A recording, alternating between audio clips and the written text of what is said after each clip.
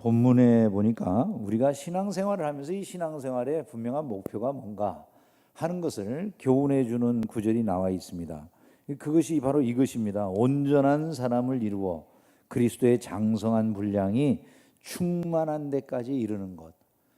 바로 이것이 신앙생활의 목표, 신자가 이루어야 될 그런 그 모습이라고 말할 수가 있다는 거예요.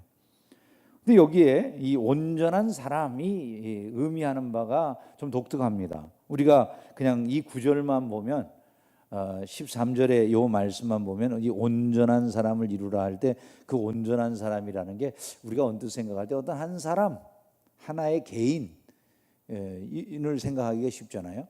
본래 그 용어 자체는 하나의 온전한 남자, 완전한 남성을 의미하는 그런 용어입니다. 온전한 사람을 이루라 이렇게 말을 했을 때 그 말 자체를 어떤 한 개인으로 보면 그냥 용어 그대로 보면 한 사람의 완전한 남자를 의미하는 그런 용어가 되는데, 그러면 여기서 그것을 우리에게 이루라고 했을까? 그럼 여자 성도들은 어떻게 되겠어요, 그죠? 그러니까 이게 본문 말씀을 생각할 때 이제 그렇게만 보기가 쉽지 않아요. 온전한 사람 그럼 우리가 마음속에 우리가 예수님 닮으라는 얘기인가 보다 이렇게 이제 생각할 수 있는데, 그것도 뭐 맞는 얘기긴 하겠지만 좀 너무 포괄적인 그런 개념이 되고 좀 이 말씀 본문에서 의미하는 그런 그 본래적 의미를 담지는 못하는 것 같아요. 이 본문의 온전한 사람이라고 하는 것이 의미하는 것을 알려면 전후 문맥을 좀 살펴봐야 되는데, 뒷부분에 보면은 이 그 말씀들 우리가 읽어본 이 13절 이후에 14절, 15절, 16절 말씀에 보면 오직 사랑 안에서 참된 것을 하여 범사에 그에게까지 잘할지라 그는 머리니 곧 그리스도라 하는 말씀이 나와 있고요. 그에게서 온 몸이 각 마디를 통하여 도움을 받음으로 연결되고 결합되어 각 지체의 분량대로 역사하여 그 몸을 자라게 하며 사랑 안에서 스스로 세우느니라, 이런 말씀이 쭉 이어져 나오거든요. 이게 뒤에 보면은 예수 그리스도, 머리 대신 예수 그리스도와 몸인 교회로 이루어진 한 사람을 의미하는 거다, 이렇게 우리가 알 수가 있게 되는 거예요. 여기서 말하는 온전한 사람이라고 하는 게 어떤 개인으로서의 사람을 말하는 게 아니라 공동체를 의미하고 있다, 그것을 우리가 알게 된다는 겁니다. 즉 여기에서 온전한 사람은 온전해진 성도들을 말하는 것이고, 동시에 온전하게 세워진 교회를 의미하는 그런 말이 될 수 있다라고 하는 것을 우리가 깨달아야 된다는 것이죠. 성경은 그리스도와 신자와의 관계를 머리와 몸의 관계로 이제 비유적인 표현을 많이 했어요. 에베소 4장 15절에 보면 오직 사랑 안에서 참된 것을 하여 범사에 그에게까지 자랄지라 그는 머리니 곧 그리스도라, 이렇게 말씀을 했고요. 에베소 1장 23절에 보면 교회는 그의 몸이니라고 말씀한 것을 우리가 볼 수가 있어요. 그래서 그리스도와 교회가 머리와 몸으로 만나서 이룬 사람, 그걸 비유적으로 지금 온전한 사람이라고 하는 용어로 표현하고 있다는 거예요. 온전한 사람이라고 하는 것은 어떤 한 개인으로서의 남성을 의미하는 그런 용어가 아니라 바로 머리 대신 예수 그리스도와 몸인 교회가 연합해 가지고 만들어진 하나의 비유적인 하나의 표현으로서의 온전한 사람이라는 거죠. 이것은 바로 공동체, 그리스도와 하나가 된 공동체적 의미를 지금 표현하고 있는 거라는 거예요. 그럼 만약에 온전한 사람이라고 한다면 머리와 몸이 붙어가지고 머리가 지시하는 대로 잘 움직이는 걸 온전하다고 그러죠, 그죠? 만약에 내가 지금 그 몸이 어느 한 부분이 이상해요. 머리가 아무리 명령을 내려도 몸의 한 부분이 말을 잘 안 들어요. 그럼 우리가 온전한 사람이라고 되게 말을 합니까? 물론 뭐 사람이 온전하지 못하다든지 이상하다는 건 아니지만은 그때 우리가 완전한 상태로 이야기할 수는 없죠, 그죠? 병든 상태로는 이야기할 수 있지만 완전한 상태라고 이렇게 이야기할 수는 없다, 그 말이에요. 온전한 사람을 이루라라고 하는 것은 결국 어떤 의미가 있냐면 성도 한 사람 한 사람이 다, 교회를 이루고 있는 성도 한 사람 한 사람이 다 그리스도의 명을 따라서 온전하게 순종할 수 있는 그런 상태의 교회를 이루라, 이런 말씀이 되는 것입니다. 온전한 사람을 이루어라고 하는 그 말이 그냥 단순하게 어떤 한 개인에 대한 권면이 아니라 교회 공동체를 향해서, 교회 공동체가 그리스도를 머리로 해서 모든 성도 한 사람 한 사람이 다 이 그리스도의 말씀을 따라 온전하게 반응할 수 있는 그런 교회 공동체를 이루라. 마치 완전한 사람처럼, 온전한 사람처럼 그런 모습의 교회가 돼야 된다. 이렇게 말씀하고 있다라는 거예요. 그래서 교회의 목표는 이것이 돼야 됩니다. 그리스도의 장성한 분량이 충만한 데 이르는 것, 이것이 바로 교회의 자연스러운 목표가 되는 것입니다. 모든 교회는 이것이 참다운 교회라고 한다면 그 교회의 목표가 이것이 돼야 돼요. 우리는 그리스도의 장성하고 충만하신 분량에까지 이르는 게 우리 교회의 목표입니다. 이래야지 당연하다는 거죠. 그것은 곧바로 바꾸어서 이런 말이 되는 거예요. 성도 한 사람 한 사람이 예수 그리스도를 닮아서 예수 그리스도의 장성한 분량에 이루는 그런 관계를 이루어야 된다. 이런 말이 된다는 것이죠. 교회에 있어서 한 사람 한 사람은 교회가 온전한 사람의 모습을 한 교회가 되는 데 있어서 아주 중요한, 절대적으로 중요한 역할을 한다. 이렇게 말을 할 수가 있습니다. 근데 교회는, 성경이 말하고 있는 교회는 이 건물이 교회가 아니에요. 건물이 교회가 아니고 사람 한 사람 하나님께서 세상으로부터 불러내신 사람이 교회예요. 결국 교회는 지금 여러분과 제가 교회인 줄로 믿습니다. 한 사람 한 사람이 교회예요. 그래서 교회가 온전한 사람을 이루려고 한다면 한 사람 한 사람의 성숙이 너무나도 중요하다는 거예요. 예를 들어 어떤 교회 공동체라고 하는 데가 있는데 대부분의 성도들이 다 성숙한 그런 성도들로서 교회의 생활을 알고 잘 그 그리스도의 명령에 따라 말씀에 따라 순종하면서 살아가는 그런 공동체라고 합시다. 그런데 그 중에 일부 성도들이 이렇게 얘기를 해요. 나는 적극적으로 교회 일을 하고 싶지 않아요. 나는 그저 적당하게 이 공동체에 소속하고 싶다니까요. 이러면 그 교회는 하나의 몸으로서의 교회는 온전한 사람을 이루고 있다라고 말할 수가 없다 그 말이에요. 무언가가 병이 들어있는 그런 상태가 될 수밖에 없다는 것이죠. 교회 안에서 여러 가지를 배워요. 말씀을 배우고 그 말씀이 당연히 옳은 것인데도 불구하고 나는 적당하게 응하고 싶고 이 말씀에 따라 반응하고 싶지 않아요. 교회에서 예배를 잘 드려야 됩니다. 기도해야 됩니다. 말씀을 봅시다. 거룩한 생활을 합시다. 우리가 지금 복음 전파 이런 것들을 기본으로 돌아가자, 성경으로 돌아가자, 지금 이 운동 속에 포함시켜서 말씀을 하고 있잖아요. 그런데 이런 말씀을 들어도 어떤 성도들은 그래 나는 정말 이제 신앙의 기본으로 돌아갈 거야. 나는 말씀으로 돌아갈 거야. 이렇게 마음에 어떤 결단을 하고 반응을 하는 이런 모습이 있는 반면에 어떤 사람들은 이걸 백날을 들어도 아무 상관이 없는 거예요. 예배를 바르게 드립시다. 들었지만은 반응은 없는 거죠. 기도 생활을 합시다. 반응은 없어요. 얼마든지 그렇게 신앙생활 할 수 있잖아요. 그죠? 여러분 이때 그 교회는 온전한 사람을 이루고 있는 교회라고 말하기가 어렵게 된다. 그런 말씀이 된다는 것이죠. 결국 온전한 사람을 이루어라고 할 때 온전한 사람 된 교회가 되려면 성도 한 사람 한 사람이 모두 다 똑같이 우리가 정말 그리스도의 몸을 이루고 있는 지체로서 그리스도께서 완전하신 분량에 이르기까지 나 자신이 달라져야 된다라고 하는 의식을 가지고 있는 교회여야만 그 교회를 온전한 사람으로서의 교회라고 말할 수가 있게 된다는 것이죠. 그러면 이와 같이 온전한 사람을 이루는 교회 어떻게 우리가 이루어갈 수 있는가? 제일 먼저 우리가 생각해야 될 건 이겁니다.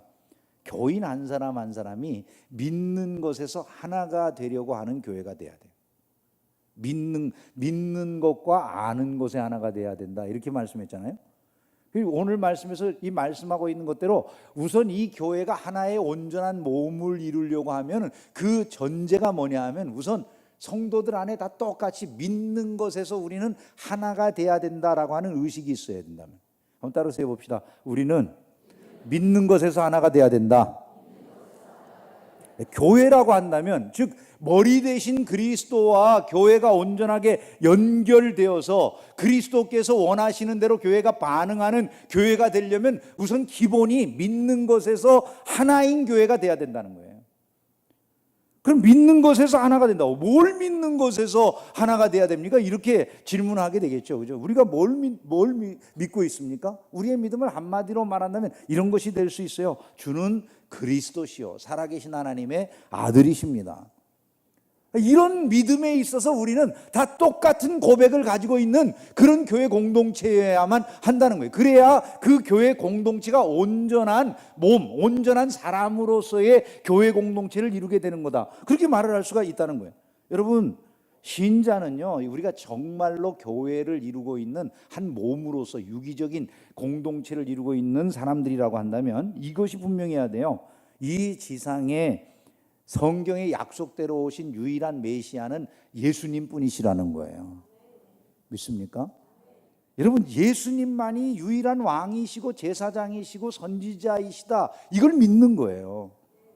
예수님만이 우리의 유일한 구원자시다라는 것을 믿고요, 우리를 죄악에서 건지실 분은 예수밖에 없다, 나를 의롭다 하실 분이 예수밖에 없다, 내가 하나님께 나아갈 수 있는 유일한 길과 진리와 생명은 예수밖에 없다, 내가 이제 하나님 나라의 백성이 되게 하실 분 예수밖에 없다, 나에게 영생을 주시는 분 예수밖에 없다, 예수 외에 내가 구원받을 다른 길이 없다라고 하는 것을 믿는 믿음 안에서 하나이어야 된다는 거예요. 믿는 것에서 하나가 돼야 된다. 만약에 믿는 것이 다른 사람이 교회 안에 있다, 교회 그분 자신이 우선 교회가 아니에요.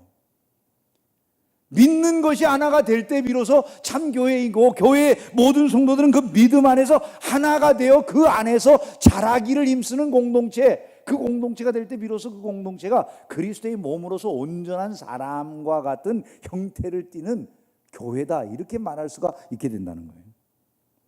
두 번째가 무엇입니까? 우리가 온전한 사람을 이루기를 원한다면 아는 것에서 하나가 돼야 된다, 이렇게 말씀했어요. 아는 것. 흔히 안다 그러면 이 아는 것을 어떻게 생각하냐면 무슨 정보나 지식을 갖는 거로 지금 생각하기 쉬워요. 그죠? 예수님에 대한 어떤 지식이나 정보를 똑같이 가져야 된다는 얘기인가 보다, 이렇게 생각하면 이거 안 되는 것입니다. 교회에 들어오면 기본적으로 많이 배워요, 사람들이. 그죠? 많은 걸 배워요. 다 알아요.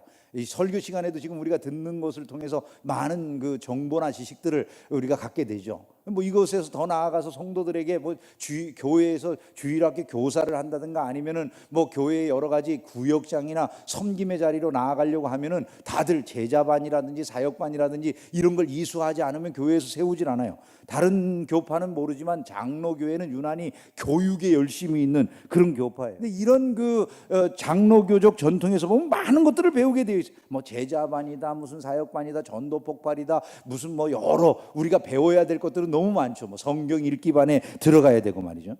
근데 여러분, 뭐 많이 배운다고 해서 사람이 그대로 사는 건 아니잖아요. 근데 여러분 잘 생각해 보세요. 나는 지금 하나님을 만나러 갈까? 굉장히 다른 것입니다, 이것은. 근데 예배에서 목사가 하는 이 말들은 이건 사실은 이것이 가장 중요한 것은 아니에요. 더 중요한 것은 우리가 이 예배 가운데서 하나님을 체험하는 거예요. 근데 그것은 내가 하나님에 대한 의식을 가져야 돼요. 기본적으로 지금 예배 중에 하나님의 음성을 들으러 가는 것이고, 하나님의 말씀 안에서 내가 그 말씀에 따라 반응하기 위해서 가는 거고, 그분 앞에 엎드리기 위해서 가는 거다라는 게 우선된다면 우리가 어떤 예배를 드릴까, 이런 것들을 자주 생각하는 거예요. 우리가요, 계속해서 마음속에 그런 걸 의식화하는 거예요. 십자가의 도에 대해서 배웠는데 그 사랑에 대해서 아는데 예수님을 위해서 우리가 얼마만큼 사랑을 표현하게 되었습니까? 예수님을 위해서 뭔가 조금만 하려고 해도 아까운 생각이 들지는 않습니까, 여러분? 거룩하게 살아야 된다 알았지만은 그저 세상만 나아가면 곧바로 세상에 있는 친구들하고 똑같은 이런 모습을 보이고 있지는 않습니까? 복음을 전하라고 하지만 내가 과연 한 주일 내내 복음을 누군가에게 전하려고 애를 쓰고 있습니까? 내 가족이 죽든지 말든지 아무 상관없이 살면서 우리가 정말 복음을 전하는 것의 가치를 안다라고 말할 수 있을까요, 여러분? 결국 아는 것에서 하나가 돼야 된다 할 때 이런 정보나 어떤 지식을 가지고 있다라고 하는 걸 말하는 건 아니라는 거예요. 아는 것에서 하나가 된다라고 하는 말을 할 때 이 안다라고 하는 것은 에피그노시스라고 하는 그런 말인데, 이 말은 경험적으로 아는 것을 말하는 거예요. 마치 이런 거예요. 내가 저희 집사람에 대해서 나는 우리 집사람을 알아요, 이렇게 말할 때 여러분, 제가 집사람을 안다고 표현하는 거하고, 우리 뭐 성도들 가운데서 교회를 처음 나와가지고 사모님이 누구라고 하는 이제 정보를 갖게 된 이런 정도로 아는 것하고 같을까요, 틀릴까요? 안다라고 하는 용어는 똑같은 것 같지만 굉장히 다르겠죠, 그죠? 만약에 성도들 가운데 어떤 성도들이 좀 더 우리 집사람을 더 잘 알게 돼가지고 사모님은 뭐 지금 뭐 나이가 어떻고 뭐 몸매가 어떻고 뭐 또 뭐 무슨 뭐 머리카락은 무슨 색깔이고 뭐 그다음에 뭘 좋아하고 어떤 먹는 걸 좋아하고 뭐 이런 걸 다 알았어요. 그것을 아는 거하고 제가 그 성도가 말하고 있는 나 사모님 알아요 라고 말할 때하고 제가 우리 집사람 제가 알아요 이렇게 말할 때하고 여러분 같은 개념이 되겠어요?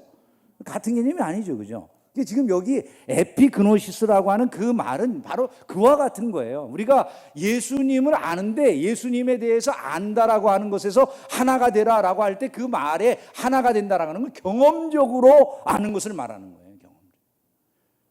진이 교제를 통해서 아는 것을 말하는 거예요. 그냥 단순하게 멀리 내가 가지고 있는 어떤 정보나 지식의 차원에서 그걸 아는 게 아니라 예수 그리스도를 아는 것에서 하나가 된다. 그 말이 무엇을 의미하냐면 그분을 체휼해서 안다는 거예요. 그분의 모든 것을 내가 교제를 통해서 그분과 교제하는 것을 통해서 알게 되었다. 이것을 의미하는 거예요. 여러분 이건 굉장히 다르죠. 유세비우스라고 하는 역사가가 있는데 서머나의 폴리각 감독의 죽음에 대해서 이분이 그 역사책에 기록을 해놨어요. 폴리각 감독에게 로마 총독이 말을 해요. 당신 고령인데 내가 죽지 않도록 해주겠다. 내 앞에서 예수를 부인하고 황제에게 충성맹세만 하면 내가 당신 살려줄 거야. 이야기를 했습니다. 그때 이 폴리각 감독이요 이렇게 기도를 해요. 사람들 앞에서 주여 이 믿음 없는 자들을 용서하옵소서. 그리고 난 다음에 그 총독에게 이렇게 대답을 합니다. 나는 지난 86년 동안 예수님을 섬겼습니다. 그러나 그는 한 번도 나를 버리신 일이 없었습니다. 어떻게 그분을 모른다고 해서 나를 구원하신 주님을 욕되게 할 수가 있겠습니까? 총독도 예수를 믿고 구원을 받으시오. 여러분 이게 무엇을 말합니까? 지식이나 정보로 그분을 아는 게 아니라 그분과 86세의 나이가 되도록 교제했다는 거예요. 그분을 그렇게 알기 때문에 나를 사랑하신 그분을 내가 부인할 수 없다는 거예요. 이것을 우리가 아는 것에서 자라가고 하나가 된다라고 하는 그런 개념이라는 거예요. 이게 바로 우리가 목표하는 것들이 그런 것이 우리 신앙생활의 목표라는 거죠. 한번 생각을 해보세요. 성도가 예수 그리스도를 참으로 하나님의 아들로 믿습니다. 그 믿는 것에서 성도들이 그 교회 공동체가 다 하나가 되어 있습니다. 그 교회에 속해 있는 모든 성도들이 예수님의 사랑을 체휼적으로 알고 있습니다. 그래서 그 아는 것에서 모든 성도들이 그리스도의 사랑에 감동해가지고 그분과 교제하고 그분을 날마다 사랑하는 이런 공동체가 되어 있습니다. 그렇게 그들이 몸이 되어서 그리스도 머리 대신 그리스도와 연접이 되어 있다라고 한다면 여러분 그 교회가 그리스도의 명령대로 순종하고 따르는 교회가 되는 게 지극히 당연하지 않겠습니까? 그런 것을 온전한 사람이라고 지금 성경이 말씀하고 있다는 거예요. 그래서 신자가 마음속에 참으로 신앙생활을 잘하기를 원한다. 내가 정말 성숙한 신자가 되고 싶다라고 한다면 그 신자의 기도의 제목이 뭐가 될까요?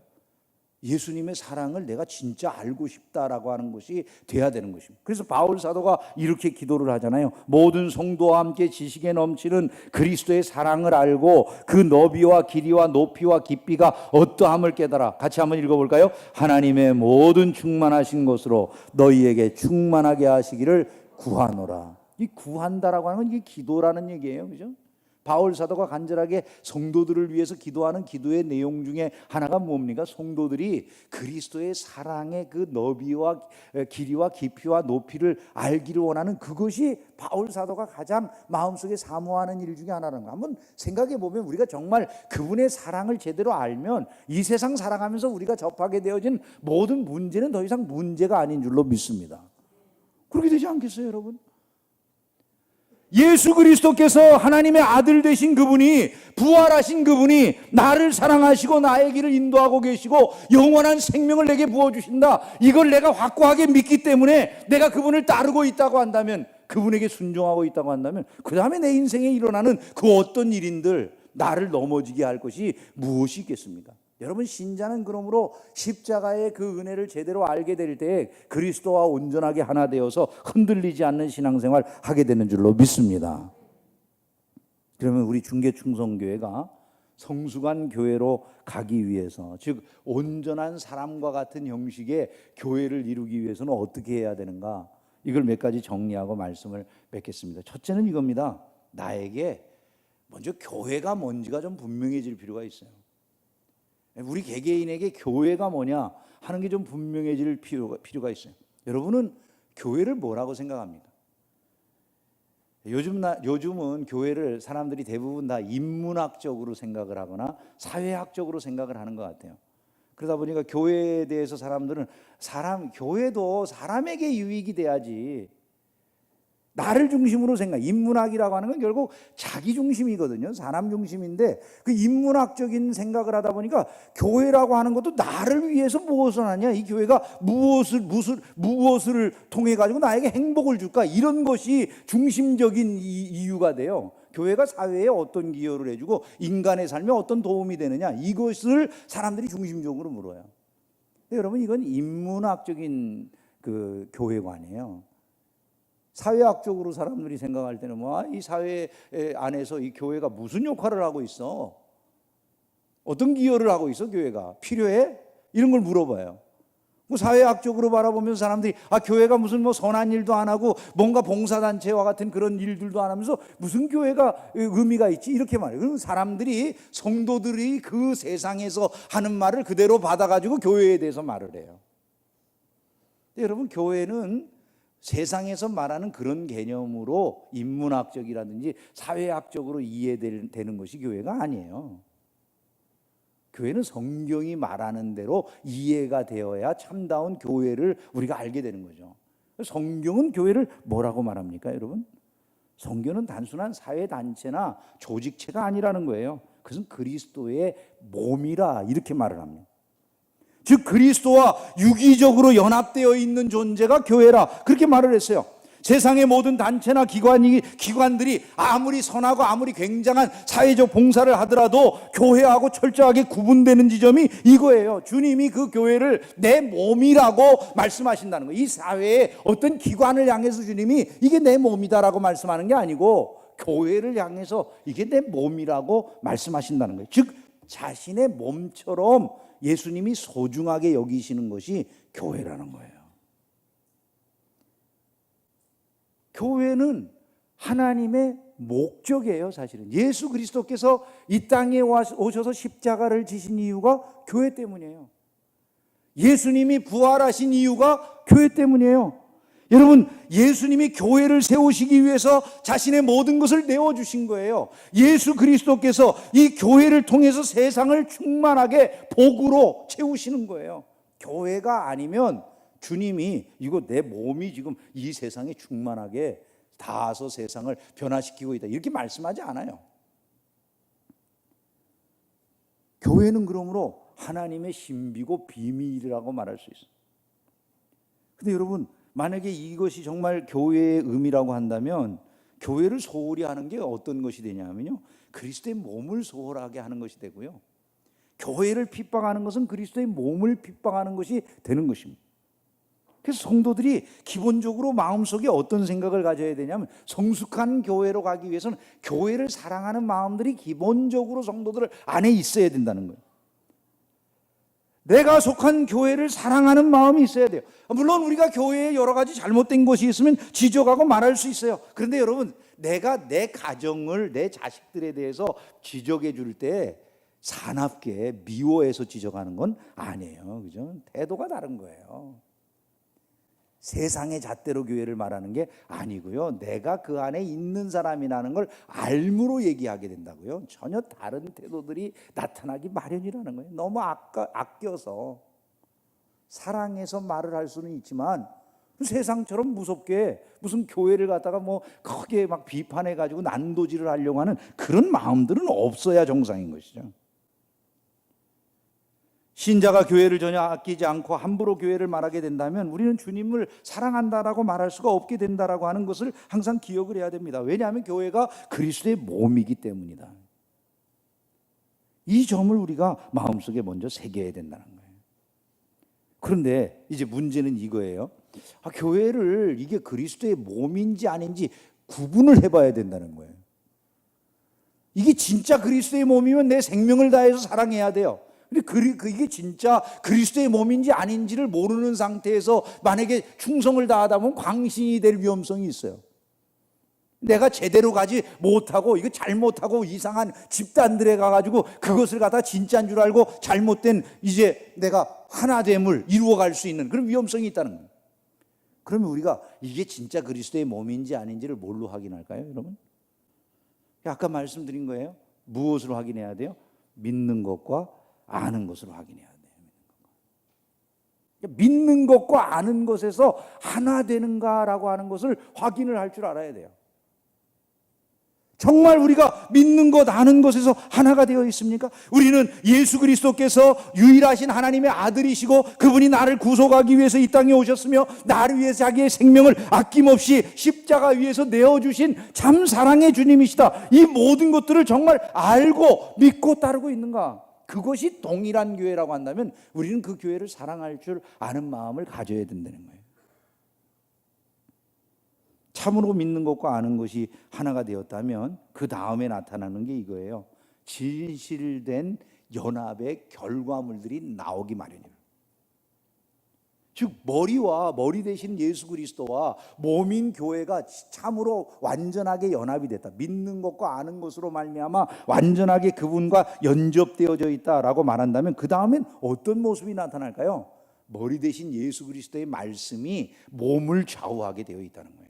그래서 교회에 다니는 성도들이 항상 주의해야 될 게 내 의견이나 내 뜻을 이제 주장하는 것이 아니라 늘 우리가 생각해야 되는 게 제일 먼저 몸이 반응하는 방식이 뭐라고요? 예수 그리스도께서 과연 이것을 원하시는가? 그것이 우리에게 최우선의 생각이 될 때 비로소 머리와 몸이 온전하게 기능하는 교회, 완전한 사람, 온전한 사람으로서의 모습을 갖춘 교회가 된다라고 하는 것이죠. 저와 여러분들이 이루는 이 중계충성교회가 그와 같은 교회이기를 주님의 이름으로 축원합니다. 만약에 주의 말씀이라고 하는 건 나에게 아무런 상관이 없어요.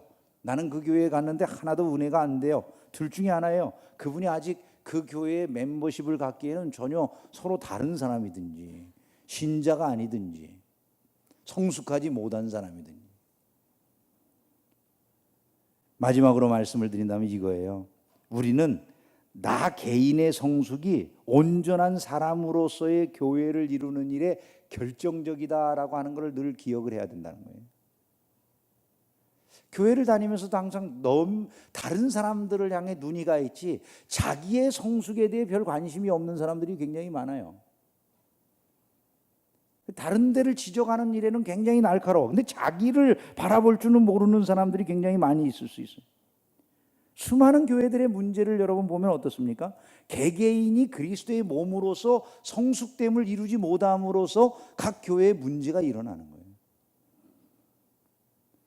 만약에 모든 성도들이 그리스도의 장성한 분량에 이르기까지 그 충만한 모습을 이루어 간다면 교회들의 문제가 있을 수가 없는 거죠.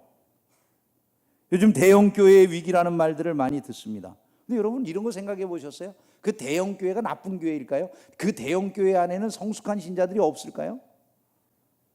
아닐 것입니다. 굉장히 많은 분들이 성숙한 신앙생활을 하고 있을 거예요.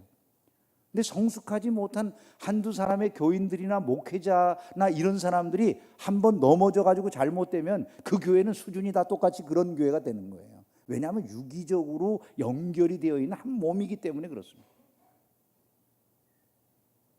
우리가 잊지 말아야 될 것은 결국 신앙생활은 다른 사람들을 바라보기 전에 나 한 사람이 얼마나 성숙하느냐의 문제에 달려있다라고 하는 것을 늘 기억하는 것입니다. 저와 여러분 한 사람 한 사람이 그리스도의 장성한 분량에 이르기까지 그렇게 그리스도를 닮아가는 변화의 역사가 일어나기를 주님의 이름으로 축원합니다. 그것이 바로 교회의 참다운 목표라는 거예요. 말씀을 맺습니다. 교회의 소중함을 안다면 우리는 주님의 몸인 교회를 사랑해야 될 줄로 믿습니다. 그 몸을 온전히 세우는 일에 열심을 갖는 신자들이 되기를 주의 이름으로 축원합니다. 교회를 섬기는 일이 우리의 목적이 되어야 됩니다. 그것이 기쁨이요 보람이 되는 것, 그것이 그리스도를 알고 그 몸이라고 하는 사실을 깨달은 신자의 마땅한 모습인 것입니다. 우리는 온 교회가 온전한 교회를 이루어야 되겠다, 이런 의식을 가져야 됩니다. 성숙을 위해서 한 사람 한 사람이 노력하는 교회이기를 주님의 이름으로 축원합니다. 믿는 것과 아는 것에 하나가 되는 교회를 이루어가기를 주의 이름으로 축원합니다. 그리하여 주님의 칭찬을 듣고 그 사랑을 받고 그 복을 누리기를 소원합니다. 우리가 이렇게 해야 된다 저렇게 해야 된다는 많은 것을 아는 것을 넘어가야 됩니다. 아는 것이 아니라 삶으로 실천하고 주님을 참으로 사랑함으로 그 사랑 속에서 예배가 우리의 삶의 현장이 달라지는 거룩한 백성으로서 무장되어지는 이런 놀라운 역사들이 우리의 삶에 일어나기를 주님의 이름으로 축원합니다. 기도하겠습니다.